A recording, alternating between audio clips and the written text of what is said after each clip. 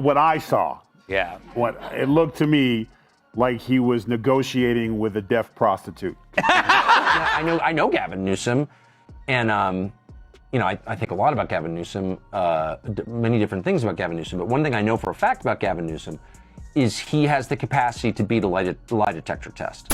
When Tyrus and Tucker Carlson went after Gavin Newsom's polished political image, it felt less like a debate and more like a clearance sale on his reputation. Under the glaring glow of Hollywood's spotlight, California's shining star started to lose his sparkle. And let's be clear, these two weren't pulling any punches. From whispers about those hush-hush gatherings at the so-called Mystery Mansion to the real decision-makers steering California's energy scene, they peeled back every layer. Buckle up, because this isn't your average talk show moment. With enough hair gel to rival a movie premiere and a generous helping of taxpayer-funded drama, it's a takedown served with style and zero restraint. Go back and watch the tape. Yes! He literally goes, I want some of this, then you do some of this, and I'll do some of that back to you, and then we'll do this, and then I'll pay you, and then we'll do it again. True. And then she kept saying, no. Gavin Newsom will say anything he needs to say, and not like Biden's not like this, actually. Whatever Biden's fault, he's not like this. Like Biden, when, he has, like, guilt. If he's lying to you, he gets twitchy. Gavin Newsom's palms don't sweat. His respiration doesn't increase.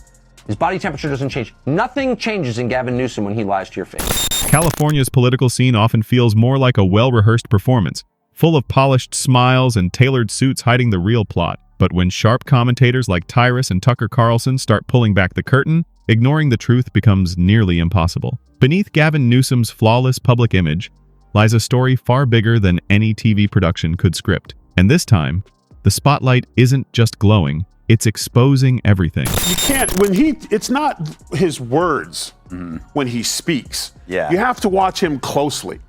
And some genius decided not to film him any lower than the shoulder. Yes, did you? Yes. So what did he do? You couldn't see the hands. No, but he sent Morse code. Yes. Go back and watch it. Look at the blinking. Blink, look. Meet me at the house. Like, he's blinking. He's sending, I'm getting there. Hey, just so you know, I'm not wearing pants. Ew. And then, look, he's blinking. And then eventually, the camera guy realizing that he's signaling him, so he gets appalled, leans back, camera comes down, and then we're back to this. I'll do this for you.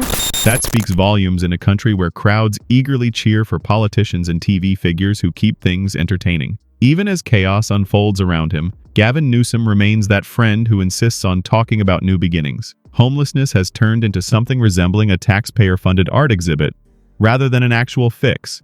And California's economy limps forward like it's recovering from one too many overpriced brunches. Still, he keeps delivering polished speeches about progress, while countless residents pack up and head for Texas. And there are not that many people like that, actually. That's a rare quality.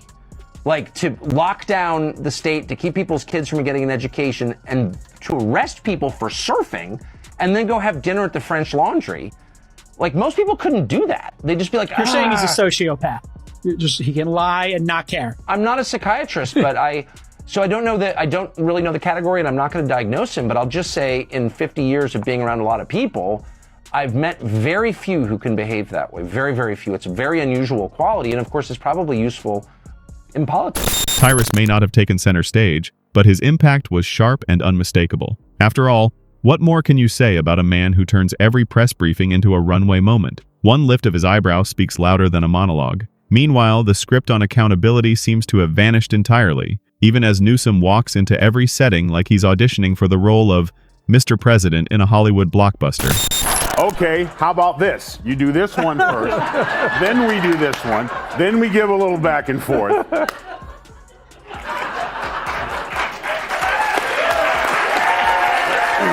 Sorry, every time I look, I just see him going. Sorry. You know, another option it could be, because he's doing the whole rebrand with the podcast and he's trying to... Yeah, this one. Tucker Carlson has turned exposing arrogance into an art form, and with Gavin Newsom, he's got endless material. Every smirk, rehearsed phrase, and flawless gesture is pure irony in motion. Their discussion wasn't just about Newsom, it was about the spectacle he's built around himself. Together, Tucker and Tyrus painted a vivid picture of California's chaos, summed up perfectly. This is what happens when you try too hard to look presidential. Gavin's not governing anymore. he's auditioning for history. Tyrus joked that California might finally look like the dream it sells if Newsom spent half as much time solving problems as he does styling his hair. Tucker drove it home, calling him a man who loves the idea of leadership but avoids the responsibility that comes with it. California announced it was going to ban all gas-powered vehicles, and a lot of people laugh because Gavin Newsom, who runs the state into the ground, is now a third world country, is a moron. Obviously, he just says whatever on the card. And of course, California doesn't have enough electricity to have electric cars. They can't keep the lights on. So how are they going to power the future of vehicles? Well, they're not. Obviously, it's a joke. But what's not a joke is that it's not just California that's pushing this. Politicians in places like Ohio, sensible states, are also trying to ban gasoline engines, your car, your truck, your lawnmower. Honestly, it's almost impressive how Gavin Newsom can talk so passionately about problems that never improve. He's like a motivational speaker who panics the moment results are mentioned. Yet California still calls itself America's future. If that means blackouts, broken roads, and a governor who could model shampoo, mission accomplished. Tucker and Tyrus exposed what's obvious. This isn't leadership, it's theater. Even his renewable energy plan feels like a forgotten subscription no one uses. As Tyrus put it, Newsom keeps selling innovation, while crime and rent skyrocket, making it the political version of sinking your own ship and bragging about the rebuild underwater. There it is. See, they couldn't hold him back. He's like, I'm not on film. Oh, I'm not. Nope. Oh, bring my hands up. Bring him up. Bring him up. Bring him up. Bring him up. He's playing with us. Meet me at my house. You get mine. I get yours. It'll work out.